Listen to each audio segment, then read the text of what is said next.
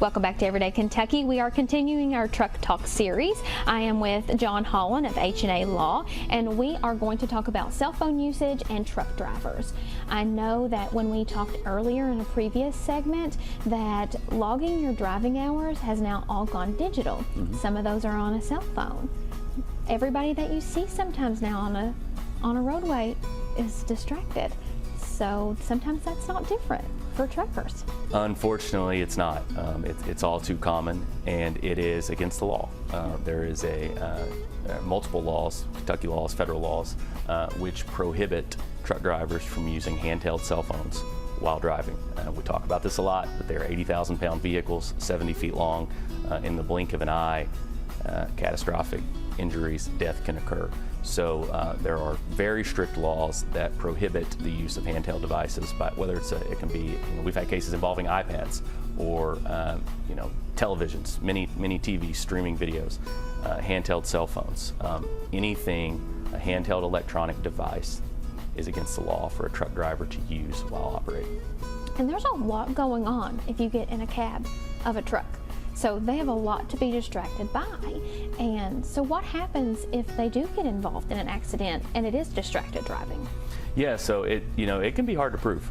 We're getting in a day and age where a lot more drivers and companies are using dash cameras.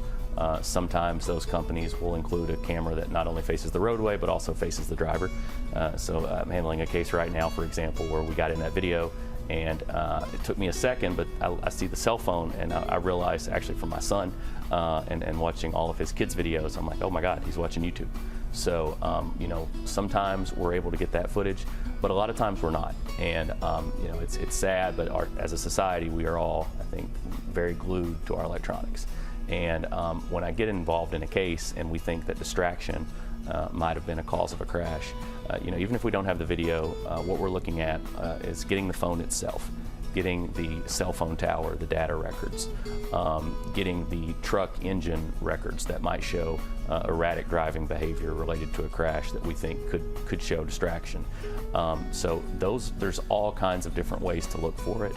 As I said, it's highly regulated, it's absolutely against the law, but we see it far too often, and the consequences are devastating. You mentioned cell phone towers. That is one thing that I was not thinking, because I know in previous talks you and I have had that people say, oh, I didn't do that, I wasn't on that. And the cameras on the dash, that's one way to prove it, but I never thought about a tower to ping where you were, when, and time. Yeah, so one of the things that we've learned a lot about, and working with some of the best experts in the country on the issue, is that when you think of your phone records, you think, oh, there's probably a log of who I called or who I sent text messages to, the numbers, whatever. And that's true, but one of the things that also, and it's the bulk of data that we get on these cases, is going to be your data usage. And so, you're not on your phone right now. I'm not on my phone, but data is running in the background of that phone. And oftentimes it's every second.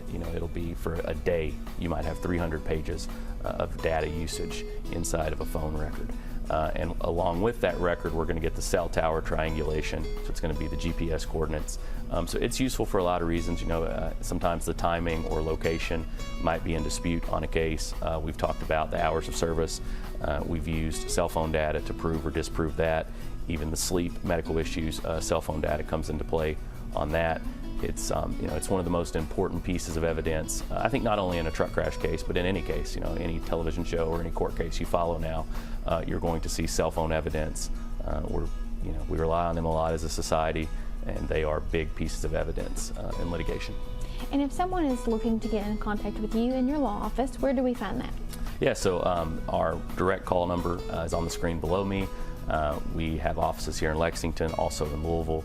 We're currently handling cases all across Kentucky involving truck crashes, a lot of them involving, unfortunately, cell phone usage. And to learn a little bit more about me, our office, some of our case studies and results, you can find information on our website, which is semijustice.com.